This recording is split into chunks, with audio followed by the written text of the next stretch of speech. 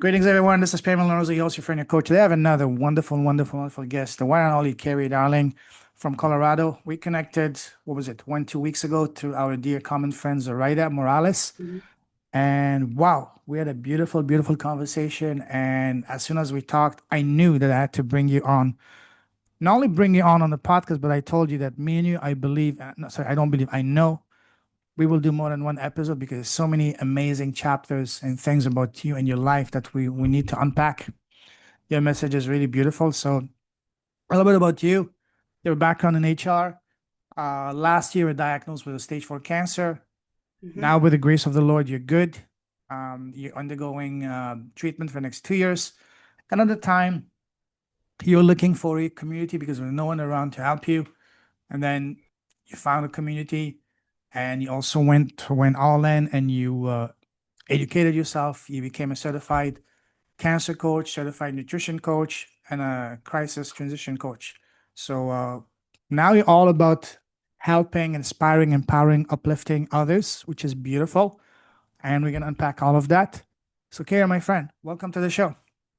Thank you so much. I'm so honored to be here. Pleasure's all mine. So, we're going to talk about your business and all that later on. But what I really want to know is tell us, so people who don't know you, over and beyond what I just shared, who's Kerry, first and foremost, as a woman and as a human being? Oh gosh. I am a community advocate. Okay. I am a pet parent. My husband and I rescue damaged, broken, abused dogs. Oh, I love Um, that. I would have all of the dogs if I could have all of the dogs if I had a bigger house. So, Yes. but we do have three. Um, so we rescue animals. I am a friend. I am a mother. I am a daughter. I am a wife. I think my calling is to be a student and a teacher. Hmm. I think that's where my heart is teaching and serving others. Coming out of this cancer diagnosis, what I've found is I want to serve others. I want to help other people. I want to stand in the gap where I saw there was a gap for me and make sure that people don't have to go through the things that I went through alone. Yes. Love that. We can unpack all of that in a moment. First, what I like to do is to ask you a series of rapid fire questions to further get to know you as a person. Ready? I'm ready. All right. What makes you happy? Music and dogs, Oh, yeah. What kind of music? all of it. I have a daily playlist that has everything from Disney to Broadway to Dar Williams to classical to jazz. So it just depends on whatever I feel like at the minute. Absolutely. What makes you smile? Serving people, helping Mm, people see helping people see who they really are, how good they can be when they're not sure of themselves. I work with students. I do some work with students at the coaching school that I went to, and helping them through their fear and their nervousness. That makes me mhm, so happy. And connecting with other people. mhm. Love that. Now let's take the happiness factor a couple of notches higher. What makes your heart sing? What sets your soul on fire?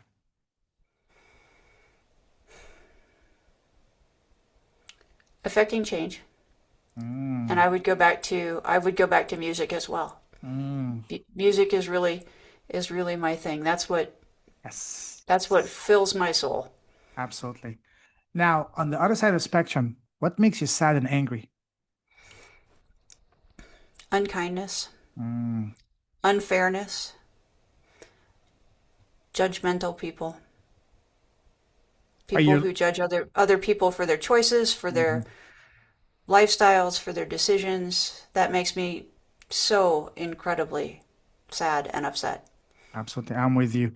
Now, what scares you?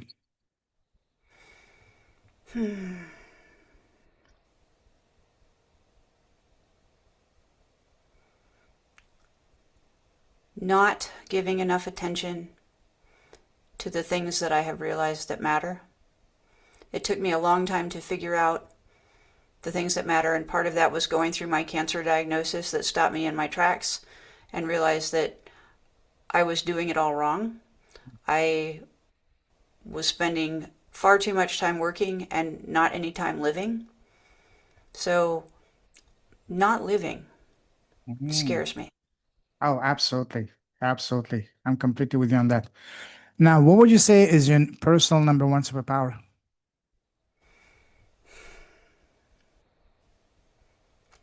Well, the first one that comes to mind is resilience. Mm. Going through things and being able to navigate those things and come out the other side. But then I would also say not being afraid to stand in the gap with somebody who's going Mm. through something hard, to sit with them, to be with them. Sometimes that's just being quiet. Mhm. Sometimes that's just being present. And I think that's a superpower too.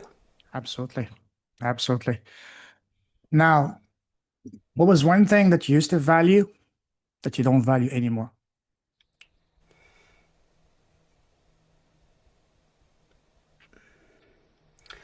I can't say work because I do value my work very much. But I don't value, I used to value working for someone else. I used to value being a part of that corporate culture and thinking I was making an impact. Mhm. And, the irony in that was when I left the corporate environment and I set everything up and I thought that they would just fall apart without me, they didn't. So the way that I look at my work has changed. I'm completely with you. Absolutely. Now, on the other side, what is one thing that you did not value, but now you're valuing more and more? Oh gosh, family, people, pets, experiences. You're speaking my language, my friend. Absolutely. Absolutely. Now, you enjoy traveling, don't you? I do. We can do an entire podcast on traveling, but we'll save that for another time. But I would like to take you down a different type of traveling, down memory line. Go back to when you're Okay. growing up as a kid. You know, when we're kids, people around us, friends, family, neighbors, teachers, ask us, "Hey, Kerry, what do you want to become when you grow up?" What was your answer to Mhm. that as a little girl? I wanted to be a nurse. Oh, wow. Um, yeah, I actually started nursing school, I think 3 or 4 different times as an adult. It took me a little while to realize I don't have a brain for science, and I just couldn't get through the biology and the chemistry and couldn't do it. Yeah. Couldn't do it. So I was not a very good student though. Um, and it took me, if I'm being honest, I have a degree in human resources. Mhm. It took me longer than any person on this planet, Payman, to get my college degree. And it took You me 16 years to get a bachelor's degree. you know, as we say, you do it completely at your own pace. You And I know? did. I did. And Yeah. life happened and things happened. Yeah. And ironically, sometimes mom knows best. Yeah. Um, Sometimes we look back and we figure out that mom knows a lot more than I thought she did as a kid, right? Yeah. And she told me to go into human resources. I Hmm. think she said it was good because it was going to be easy and fun. And I Hmm. wouldn't say it was easy or fun, but it was a really good fit for me. So Yeah. that was a really good call on her part. Absolutely. That's what mother's instinct is all about. Absolutely. And you know what? Just to tell you something about me, I had to take accounting in college 3 times because what put me to Really? sleep, so boring for me, Yep. literally. I almost had to, no, I didn't, but it took me was the hardest thing because I'm not a detail guy. I'm a more high picture, high level guy. Mm-hmm. And the details would put me to sleep, bore me to death. Oh, you Mm-hmm. forgot one comma, 1 0, and whatnot to change completely the entire spreadsheet. So come on, give me a break. Right? I get that. I get that. And finally, when I passed the class and just barely passing, I was so happy, so relieved, as if I had obtained a PhD or something. That's how I felt about public speaking. And Hmm. in all of the time that I went, in all of those years I went to school, all of those years I went to college, public speaking was the last class that I did on campus. And I put it off to the very end. It was the last thing that I did. And I think I cried for the whole semester. I truly Yeah. think I cried for the whole semester because it was so scary and so terrifying. And, here we are now. Speaking of public speaking, something you reminded me of. When I was in grade 12, we had a project for the class to do a talk, a 12-minute talk on a topic. So one day, my talk was supposed to be at 2 p.m. right after lunch, and I was literally sweating bullets. I called in sick Oh after no. lunch. I went home, and the next morning, I apologized to the professor and said, finally. And he said, you know what? I know you. You can do it. You either do it now or you're going to fail the class. And I had no choice. I had to do it. But hey, And you did it. I did it. And as soon as, it's funny because you imagine, oh, it's going to be impossible. As soon as you step on that stage, as soon as you open your mouth, the words automatically, it's almost as if they were being channeled. You're on Hmm. autopilot. And then you Hmm. feel relieved. You see the smiles around you, the people, and then you say, wow, this is what I was fearing. Come on, Right? you know? And the same thing with anything in life. Anything is easy if you know how to do it. If you And just take that, if you just take that nothing's first step, easy. yeah. Right? Nothing is easy until you know how to do it.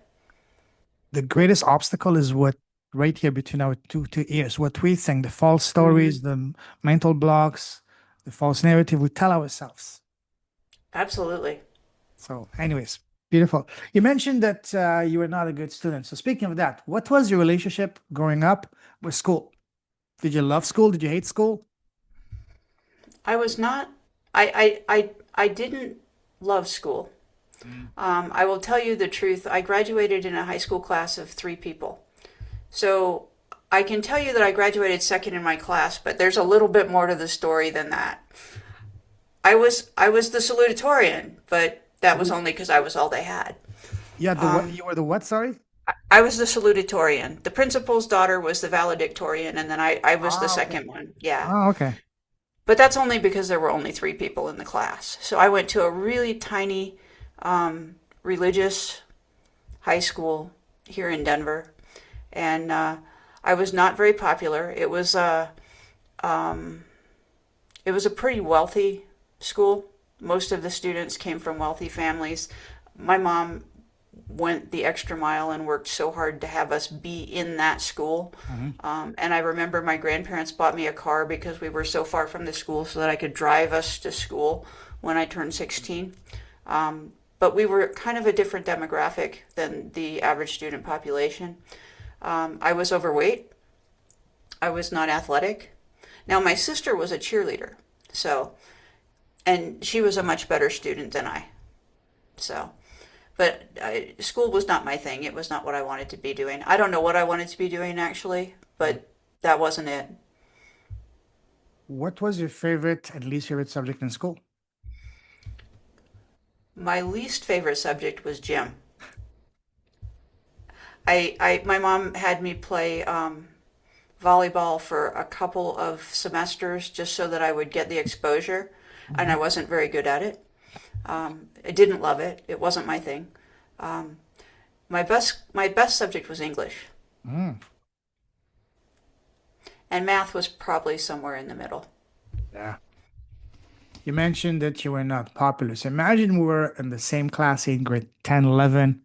What kind of Hmm. student were you back then? Were you the shy one, the nerdy one, the life of the party, the joker, the superstar? What were you I back was then? definitely I was definitely shy, and I was probably a little bit nerdy. Mm, Um, I was not. I never had a good sense of fashion. Um, I remember that I didn't go to prom. I know there was a senior trip that they had, and I decided that I wasn't going to go on that. I didn't do that. All things I wish I had done. Now that yeah. in retrospect, I wish I had done those things because I missed out on those experiences. But those were choices that I made. It's funny that you mentioned that. I also had very little sense of fashion growing up. Now it's the opposite. And I also didn't go to prom. So Really? because Okay. I had a very I was incredibly shy, as I mentioned to you. I was the undefeated, undisputed, universal shyest person in the world and the Hmm. universe. So because of that, no, I said no, that's not for me. So Right? Do you wish that you had done it? yes. Absolutely. But again, it's all what we tell ourselves, Absolutely. So, but at the time, I didn't know any better. But however, the one place that I would literally come alive, I was really good at sports, especially football. I grew up in France, soccer. I was Oh, a okay. superstar. I was very fast. Athletics, I loved that. On the pitch, I was a different person. I felt alive. But in Mm-hmm. class, even though I was a good student, but I was very shy. Yeah. Give me I a like the ball, library. give me a ball, and I become a different person. When I was growing up, there was two places you could find me. One was exactly a library. I love books. And second, on the football pitch, soccer pitch. One of those two places you can find me. So did that athletic ability make you popular? In sports, yes, that was probably my saving grace. Yes, that's what I was. My social status was built on sports. Mm-hmm. Even though academically I was good, but I was just another nerdy kid, you know. But athletics, that's why I was I wouldn't say the best player, but one of the better players in the soccer team. That's very cool. I was the one taking the free kicks, the penalties. I was Mm-hmm. scoring goals. So I was in a way the technical leader of the team. Mm-hmm. I was the one scoring the goals and helping the team motivate them. I was already a cheerleader inside the team. Even though I was not a captain, but I was almost like a captain. An I was unofficial not a, captain. I was not a captain precisely because I was shy. But even on the Mm-hmm. football pitch, they would follow me. I wouldn't. I was performing well, but I was still shy, not ready to step up personality wise. But yeah, on the pitch, I would become different, especially when it comes to athletics competition. I was always among the winners. I was very fast, very. I love jumping. I was shining when it comes to Mm-hmm. athletics. Put me outside on the sports field, running, jumping, or even better, give me a football or a tennis racket, anything that moves my body. I was the happiest person in the world at the time. Are you still that way? I love sports. I'm still very active, but I don't play football anymore. But I do play pickleball. I love pickleball. Okay. I've found out about it in November of 2024, and for the longest time, for almost for a year, I was playing pretty much every day. And now I took a little break because I had a health scare in January, but now I'm much better and I'm resuming it again. So I I love have being heard of, active. I have heard about pickleball. I've never played. Maybe I need to try. Maybe I Yes, need to it's get out and very give it a fun. try. Pickleball is fun for two main reasons. One is very easy to pick up, and second is very good. It's a very amazing way to meet people, to socialize. Sounds perfect. You know, go with your husband. I'm sure in Denver, I know it for a fact that in the US, pickleball is massive, Mm-hmm. especially on the West Coast in Denver. Lots of them. The rackets are not expensive for $10, $20. You can pick one up on Amazon, or even some courts would even rent you one. And it's as long as you know how to play. If you've played any racket game before, whether it's Mm-hmm. tennis, ping pong, what's it? Other one, badminton. Badminton? Yeah, yeah. Yeah. It's gonna be fun, and it's an amazing way to stay active because you really have to be on your feet. It's really fast. It's amazing as a way to keep fit, especially as we get advanced in age. Mm-hmm. But at the same time, it's not taxing. It's not like a contact sport like football or hockey or whatever, basketball. Mm-hmm. There's minimal physical contact. But if you play, competitively, then it's a different story because people will be very aggressive. I'm going to check out pickleball tomorrow. Next Yes, time we yes, talk, you have to yes. ask me if I did. Yes, please do. And send a picture from the course. Hey, guess what I'm doing? I would love to see that. You got Awesome. it. Awesome. So back to when you were in growing up, were you, especially in school, were you popular with the boys? No, no, no. And when I became popular with the boys, it was the older boys and the bad boys that weren't at the school. I heard that story before. Oh, yes. Yeah. Yeah. Oh, wow. Awesome. Awesome. Now, what was your very first job? And do you remember what was it and how much you get paid the first time you worked in your life? My first job, I was 15 years old. I was a certified nursing assistant. Oh, wow. in a nursing home. I don't remember what I got paid. That was a long time ago. I want to say like maybe $9 an hour. Okay. Not very much. And Not very much. do you remember what you did with your first paycheck? No, I don't remember what I did. Probably something irresponsible, but Did you fun. indulge and went after some food or bought yourself some clothes or bag or gave it to mom or If I know me, I bought books and records. oh wow, yeah, yeah. I was the same, yeah. I love records too, yeah, yeah. CDs. My thing was CDs, yeah. Yeah, probably Uh, books and records. remember those things, CDs and records? Oh I man. do. It was fun, You huh? do you know that they're both back? That's the thing. Oh, really?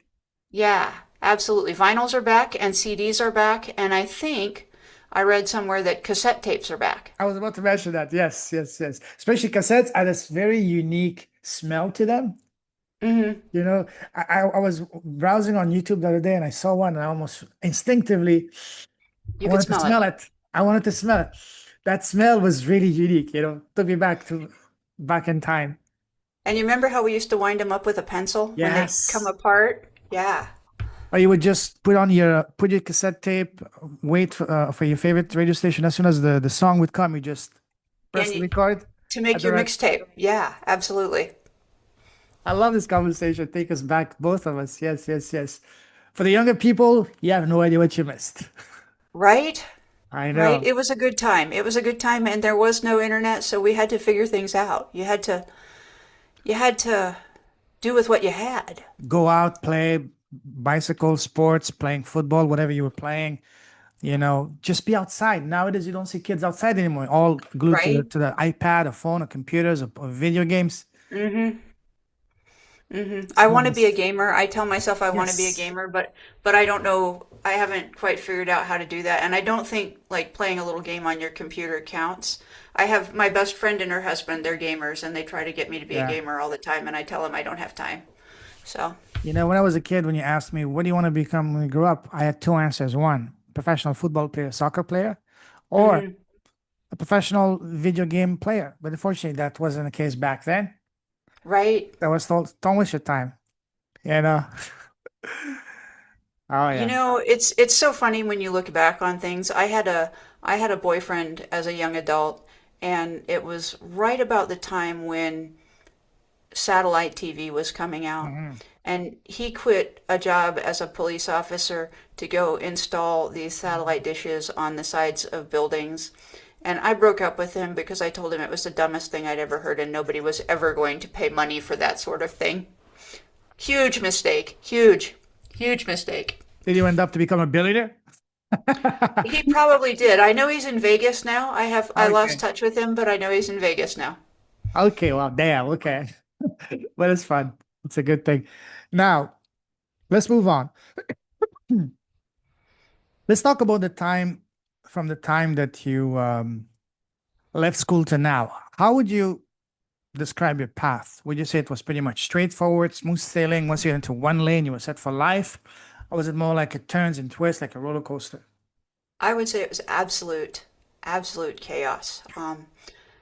It took me a little while. I got married a couple of times. I had a son and ended up getting divorced and moved my son. My son and I moved from Colorado back to South Carolina, where my mom is, and moved in with her. And I got to South Carolina and I couldn't find a job. So I was looking for a job. I was kind of out of options and I was kind of out of money and I was dropping things off at the pawn shop to kind of make ends meet. And so I was applying for every job that I could possibly apply for. And I think about that time I was probably about 38. And I applied for every job I could. And so I applied for this security guard job online. And they called me the next day and they said, will you come in for an interview? I didn't want to be a security guard. I just wanted a job. And they said, will you come in for an interview? And I said, yeah, I will. So I went in for an interview. They said, can you start tomorrow? Now that's a red flag in retrospect, when somebody hires you that quickly. But they said, can you start tomorrow? We're going to send you over to the mall. So they hired me to be a mall cop. So I was a mall cop. And with a big hat. I had the big, huge hat with the big badge on the front. Working night shift in the mall. So I Wow. did that for a while, and I was pretty good at that. And ended up leaving security a couple of times, going doing some other things, and then I kept coming back to security. Um, they, I left security. I had moved from Columbia, South Carolina to Rogersville, Tennessee, and I was working in mental health. And I didn't like mental health. And my boss from the mall called me and said, "Hey, can you do me a favor?" And I said, "I don't know." And she said, "Well, can you come work Black Friday weekend for me?" And I said, "I don't know if you remember this part, but I don't work for you anymore." And she said, "You actually do. I never took you off my books. I really need a favor." And I said, "Well, that sounds like just a lot of fun to come work Black Friday weekend for you, but I moved 5 hours away." And she said, "Uh-huh. So what do you say?" So I thought about it, and I came back and I said, "I suppose I can help you out." So I got off work on Friday morning in Tennessee, got in the car, drove to Columbia, South Carolina, crashed at a friend's house, took a shower, dressed out, went and worked the mall Black Friday How long was weekend. that drive? 5 hours. Oh, okay. Wow. 5 hours one way. Worked the weekend for her, and then went back to Tennessee. And any job is really fun if you're not doing it all the time. Yeah. And it was fun to come back and see my people and see what had changed, and So I started doing that like every other weekend, which was the craziest thing. So every other weekend I would drive from Tennessee to South Carolina, work a weekend, go back to work my mental health job. And when I was in Tennessee, and they had a shooting at the mall that I was working at. So I wasn't there, but I felt like I should have been there because I felt like that was my team and those were my people and I should have been there. And this is kind of the beginning of how I got to HR and to where we are. So I went back the next week, and of course somebody had quit because we had a shooting and they got scared. And so she said, "Hey, I have a job for you. Do you want it?" And I said, "I don't live here. I live in Tennessee." And she said, "Yeah, but if you want it, it's yours." So I thought about that, and I came back to her and I said, "I'll tell you what. I'll move back here and I'll work for you, but you have to grow me. You have to grow me into more than a security guard because I want to be more than that. Mm-hmm. It's really important to me." And she said, "Yeah, you got a deal." So 2 weeks later, I was back in South Carolina. Um, Ended up going from South Carolina to New Orleans, from New Orleans to Baton Rouge, from Baton Rouge back to Denver, where I grew up.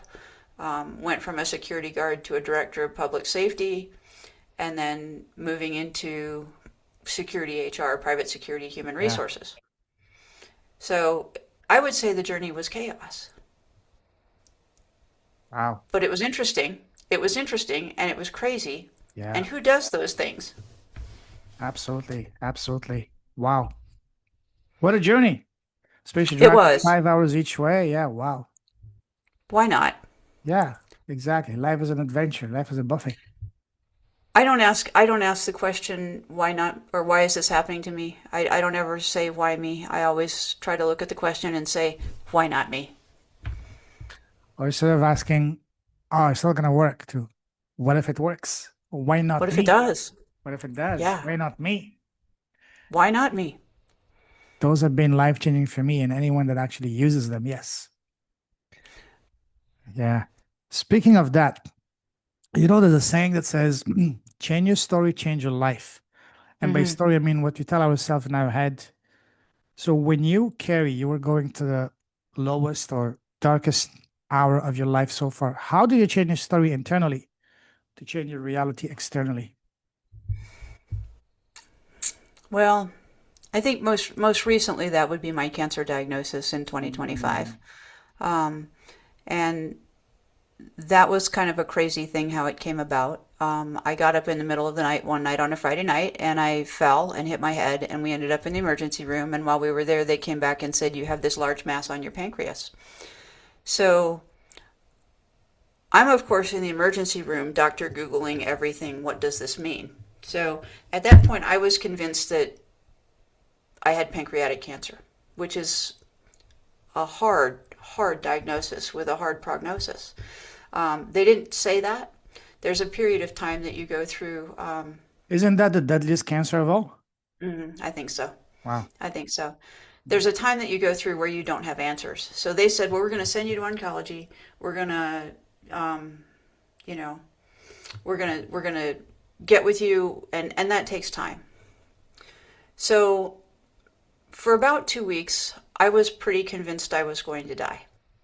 And I think my husband and I went through all of the stages of grief multiple times over, back and forth in that 2 weeks. And I think before we got the diagnosis, I kind of woke up at the end of that and said, look, I'm not going to accept this. I do not accept this. Whatever the answer is, whatever they tell us, whatever they give us, I don't accept that answer. That's not what we're going to do here. And as it turned out, I had a diagnosis of stage 4 non-Hodgkin's lymphoma. They called me at work to tell me. Interesting thing, which is a much better prognosis. But still, you know, the doctors look at you when you come in with cancer, and they see how you present yourself. And that gives them some idea of how you're going to recover. And I found that out, so I made sure I always showed up in a suit for every oncology appointment. I always dressed up. You know, I always wore my best boots because I said, I don't accept this. I'm not going to do that. And that was the thinking change for me. I do not accept this. This is not the answer for me. Mm-hmm. We're going to change the outcome, Mm-hmm. and we're going to do whatever it takes.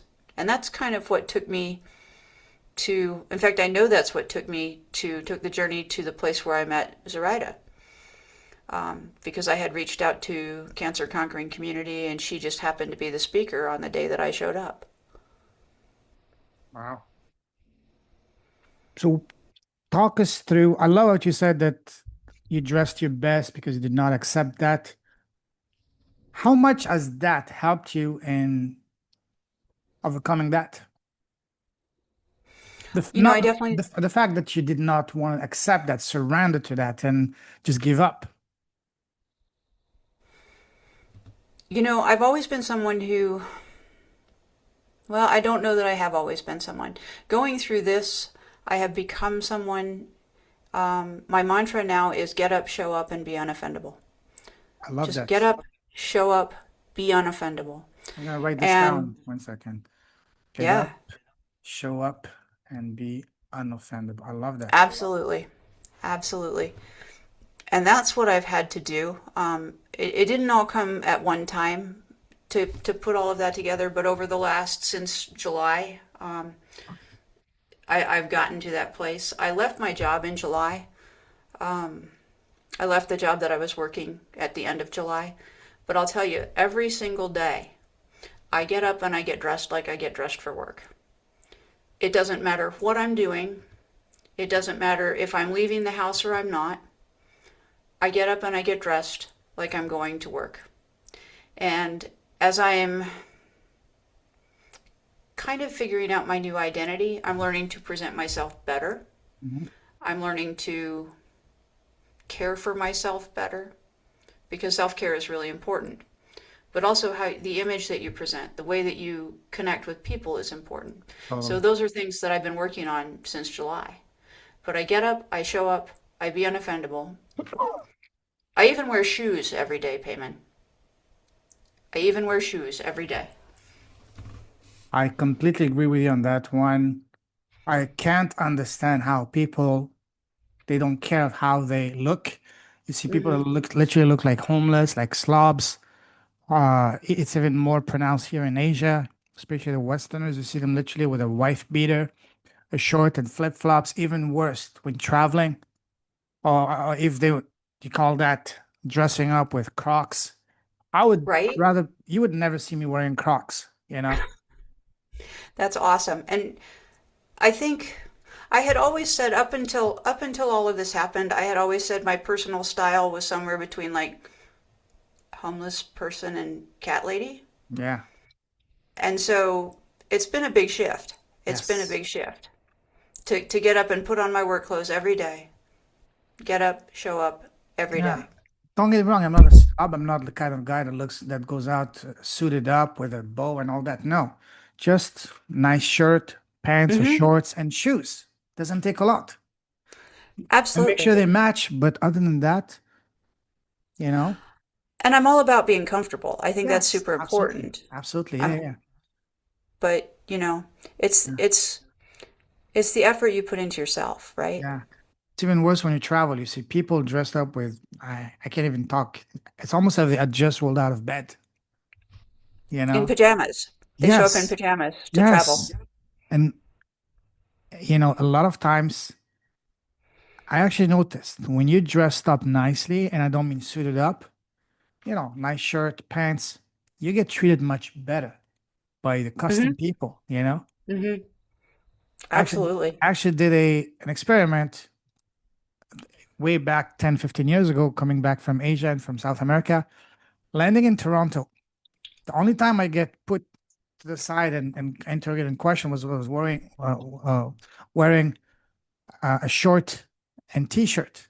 But each time I came in wearing the first two times from Asia, a suit but no tie, I was breezed through. Welcome, sir. Welcome back home. Hmm.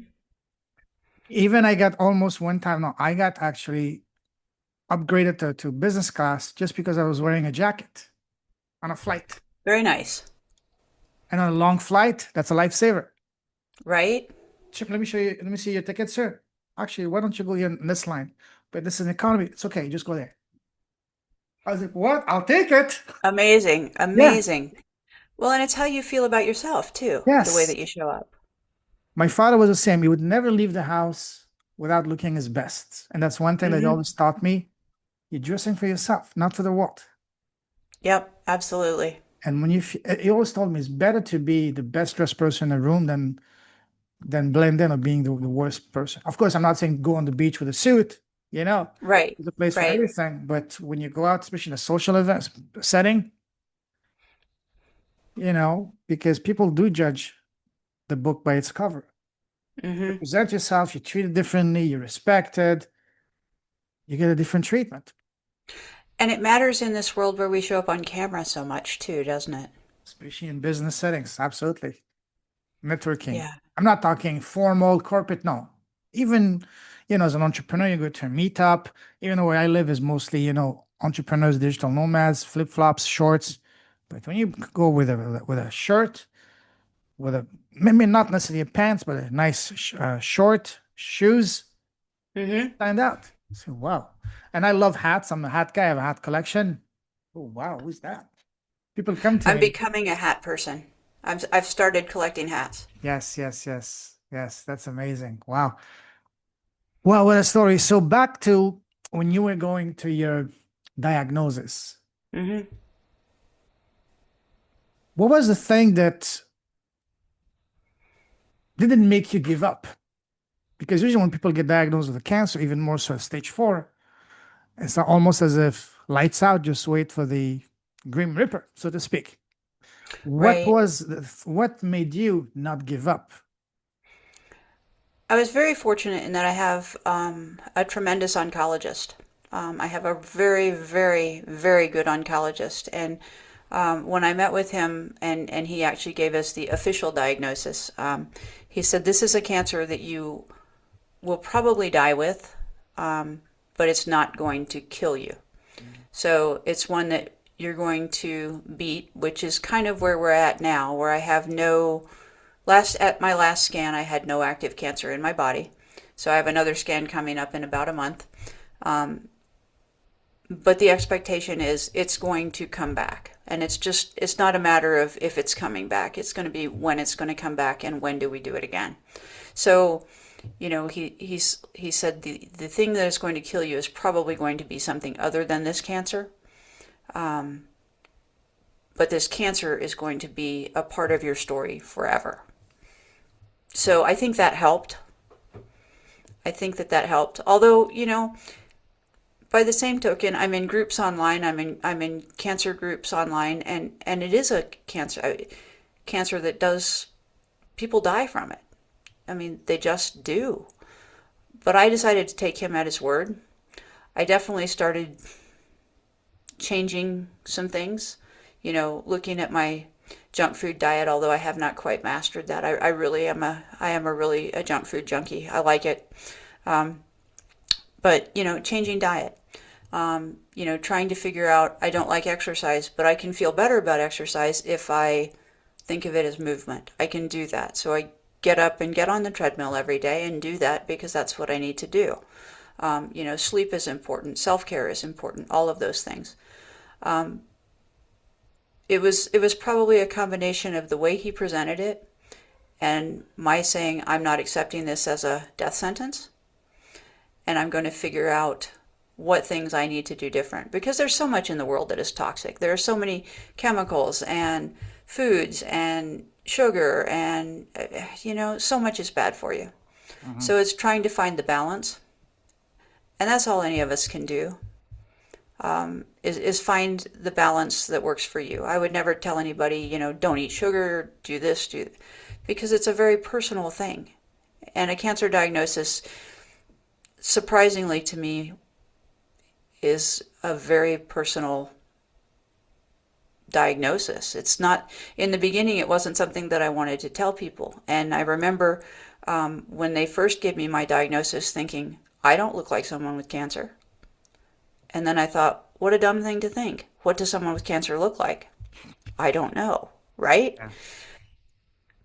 But so much of it, I think, was just the decision. Mm-hmm. Just the decision. I'm going to get up and I'm going to live. I'm Yeah. going to get up and I'm going to make an impact. Yeah, I'm going to get up and I'm going to affect change. absolutely. Wow. Love that. Love that. How important was people around you? Did you have a solid support group? I didn't. I think I knew that I didn't. I've always been introverted. I've always been okay with my own company. My husband and I have a handful of friends. It's a funny thing about having cancer that really hurt me at the time and really wounded me at the time. But now I understand it. People who don't know what to do with that diagnosis are going to move away and step away and disappear. Yeah. Because that's what people do. It's not their fault. They're doing the best that they can with what they have. But I had a who I felt like was a very, very close friend of ours. In fact, he's the guy that officiated our wedding. He was my boss for 5 years, and he officiated my husband's my wedding. And when I called him and told him I had gotten my cancer diagnosis, or I met him for lunch one time, and we had already had those lunch plans scheduled. And that was Easter of last year, so it's been almost a year. I haven't seen him since. And I don't think I've heard from him since before Thanksgiving. And it's not that he didn't want to be there for me. I get that. I understand that now. But it was too big for him to deal with. And it was too painful for him to deal with. And I think that that's how most people are, or in those situations where people tend to disappear. It's really, really a common thing. Ironically, I knew that we didn't have a great support system. Now, my family really showed up, and that surprised me. My mom really showed up. Her church group would send cards every week and send gifts and things like that when I was going through active treatment. My dad has been really supportive, and some friends of my dad's have been really good. But other than that, that was really all of the people that we had. We had a couple of peer friends, and one that we didn't even tell until we were like 6 months in, because I knew it was going to be so upsetting that we just didn't even share it. So one of the things I said to my husband that was so interesting in the beginning was, we're going to make a lot of friends having cancer. I just know it. I just know we're going to make so many friends because of this. And we have, or I have, and he's certainly a part of that by extension, but it didn't happen the way that I thought it was going to happen. I thought it was going to be, okay, I'm going to go to chemo and sit next to people in chemo and we're going to make friends. That's not how chemo worked for me. It may work for some people that way, but I had my own room and I never saw anybody, and so I didn't make any friends at chemo. And then I thought, well, there's going to be support groups, and I'm going to go to, and the hospital that I'm at doesn't have those. Those aren't in place. It's something that I hope that I can facilitate some change for down the road. But it's been the online groups. It's been the online groups. Yeah. So what I've had to learn is, like, when you're building community, that's something you have to do. The community doesn't come to you. Yeah. You have to go find them. So I reached out to Cancer Conquering Community, and then I got involved with them, and then connected with somebody who was connected with that group, and then met my friend Boyd, who is just fantastic, and then Boyd has started another group, and so now it's just organically turned into this whole family. So not like I thought it was going to be at all. No. Yeah. That's beautiful. What advice, number one advice, would you give to someone who's just being diagnosed with cancer? Another way to look at it, what advice did you wish was given to you when you first found out about your diagnosis? I wish that I had had a place to go to get answers in the beginning. Mm. You don't know when you're starting out, when you're, it's like, well, we'll give you a referral to oncology, we'll give you a referral to gastroenterology. It took probably 6 months before anybody said the word social worker. Mm. And the social workers are the people that have answers.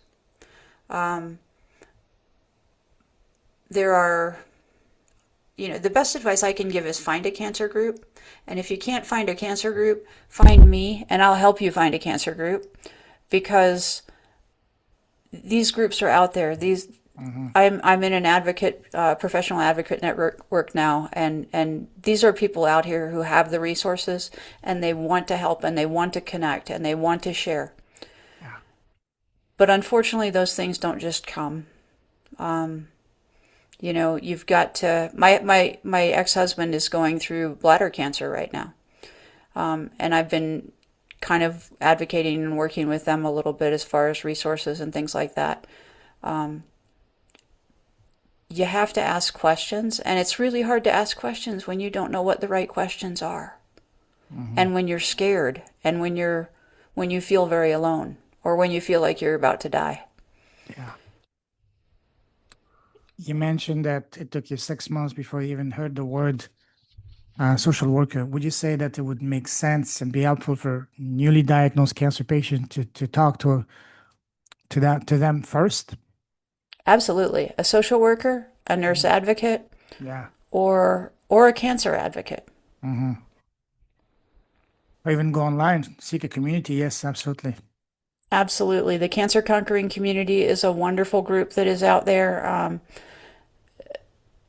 My friend Tim Son has a group called Showing Up Perspectives on Cancer, where they do a annual retreat in New York. I'm hoping to get to go for the first time this year. There's a group called Man Up to Cancer, and that's for not only men with cancer, but also caregivers of people with cancer, or family members, men who are family members. I mean, that's a fantastic network of men. So the groups are there. If you don't know and you don't know where to start, I would say Google, or grab one of these new AI programs, and just jump in and say, where should I start? Mm-hmm. Yeah. Point is, don't be alone. Don't think you're alone.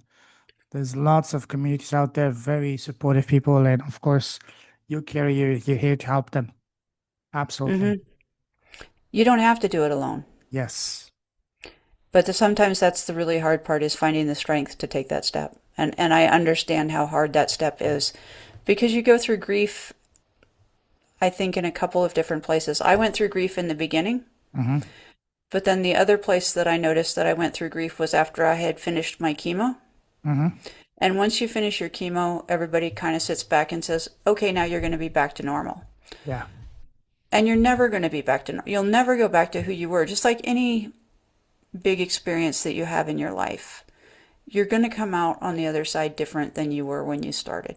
Mhm. So you're not going to go back to normal. And that was really hard for me because then the oncology team kind of steps back. You no longer have that social worker, you don't have that advocate, you don't have, your therapist anymore because you've finished chemo. So you're kind of in it all by yourself, and your family thinks you should be back to normal, and when is that going to happen? So that grief, I think, was worse than the grief that we went through in the beginning. Yeah, absolutely. Absolutely. Now, that's a great segue. Tell us about your business. My business, sure. Um, I am creating a business where I stand in the gap with people who are living in the messy middle of crisis. It's things that feel impossible, things that you don't know how to navigate, you don't know what comes next, and you don't feel like you don't know who it is you're going to be when you come out the other side because you know that it's changed you so much. And sometimes that's paralyzing. Mhm. Sometimes you don't even know how to move. But that's the business that I'm building. Yeah, that's beautiful. Tell us more about the business. What's the pain point you're solving and for who? I really think it comes down to community because that was what was missing for me. I look at the world and I see I'm in groups on social media. I'm in the cancer groups, but I see it more on social media. I'm also in a group for older women. It's called an Ethels group. It's an AARP group, actually. I hate to admit that I'm old enough to be in a group like that, but I am. And I see in these posts how lonely people are and how alone they are, and they don't have someone to bounce the ideas off of. They don't have someone to process the thoughts with, and they just feel like they're in it all by themselves. And I hate that because that's where I was. That's where I was. And I didn't know what came next. Mhm. And not everybody has the resilience to go out and find it. So I want to make it available to people. There are, Payman, the thing that I don't understand is everybody's a community builder. Yes. Everybody's out there building a community for somebody. But if there's so many community builders and we're doing it right, then how come there are so many people who need communities? Great And I question. want to fix that. And how are you going to do that? What's your One process? person, one person at a time. Hmm. One person at a time. Right now, I am doing some market research. I'm. I need to find out what it is that really resonates with people. What it is that people really need. Because just because I think something is a thing doesn't necessarily mean it's a thing. And just because it seems like my good idea is a good idea, maybe not. So I'm reaching out. I'm trying to connect with people to find out what the need is, so that I can create the process, create the program, do the thing to help solve the problem. Yes, yes, yes.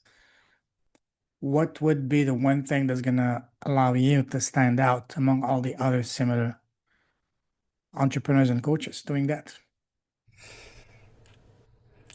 I think it comes down to a lot of life experience. Hmm. I'm more than just cancer. I've had tremendous life experience, and I know that we all have. Anytime I sit down and tell my story and go through, this happened and this happened, people go, "Oh, me too. Yes. Oh, me too. Oh, yeah, I did. Oh, yeah, that happened to me." So it's the connection that is going to make me stand out.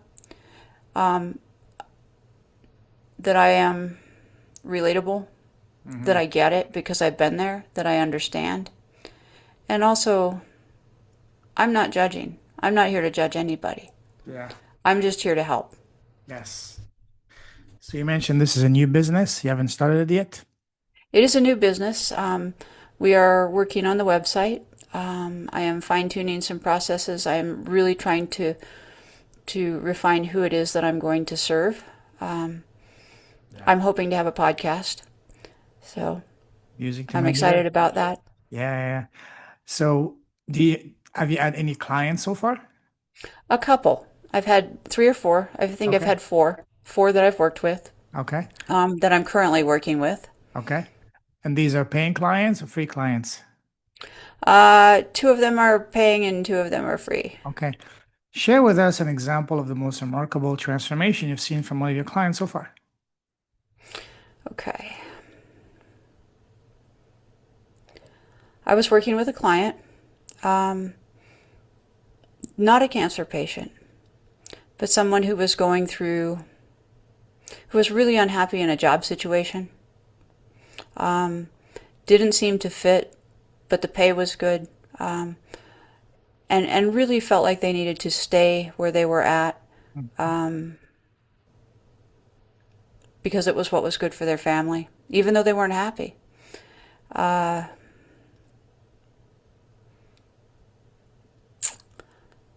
really got to dig in and find out why they felt that way and why they felt that they should do what they were doing, why they felt like they should do. I mean, because we feel like we should do things. But when you feel like you should do things, you know, you need to, it's important to look at where does that should come from, and is it real? Because we tell ourselves stories. You and I have talked about that, and we tell ourselves stories, and we believe the stories that we tell ourselves, right? And going back to where do those stories come from? And this one was really fun because we got to do like a deep dive and dig in and find out that some of this went back to the way they grew up, the way they were parented, the way their family expectations were set out, and then rewrite the story. So we were able to rewrite the story in a way that served them and made it a story that they could tell Mm-hmm. in a way that they could be proud of it. Yeah. Um, and they ended up creating a plan to find a career that served them better, taking those steps, changing that job. Mm-hmm. Last I heard, they were doing much better, happier in their work, and subsequently happier in their personal life because their work was not all consuming and stressful. Family relationships were better. I was really proud of that. Absolutely. Yeah. And you should. Yeah. That's amazing. Amazing. And I know for a fact that you will be transforming lives with your business because you've been blessed with an incredible gift. So make it happen. I'm cheering for you.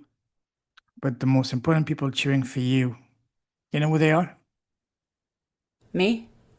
Beyond that, Beyond me. even beyond God, it's your future clients who are just waiting for you on the sidelines. We don't see them yet, but they know they're saying, "Come on, Kerry, stop playing small. Get out of your own way. We need you. We're waiting for you." And these are people I'm that we so cannot, excited to meet them. I can't wait. and these are the people that we cannot afford to let down because they depend on us. So make it happen. Cheering for you. It's it's going to happen. I know. I'm super Just excited. wait and see. I know. I know. I love that. Listen, beautiful conversation, but let's start to wrap things up. To finish, I'd like to ask you another series of rapid fire questions, but this time on advices. Ready? Okay. What has been the best piece of advice you've received so far?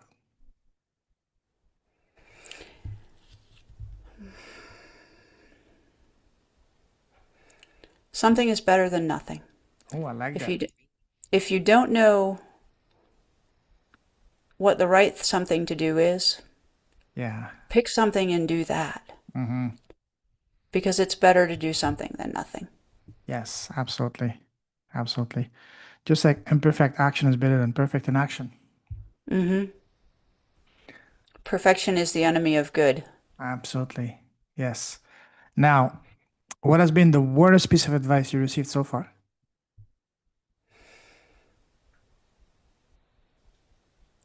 Probably that you can't do this. It's never going to work. I don't know what you're thinking. Who Who do do you you think you think you are? are? Who do Yes. you think you are? Why would anybody listen to you? Get a job. Stop dreaming. Yes, Yes. Yes. absolutely. Now, imagine that you're blessed with a time machine. You can go back in time, sit face to face with 18-year-old Kerry. What's the number one piece of advice you would give to her, knowing all that you know now?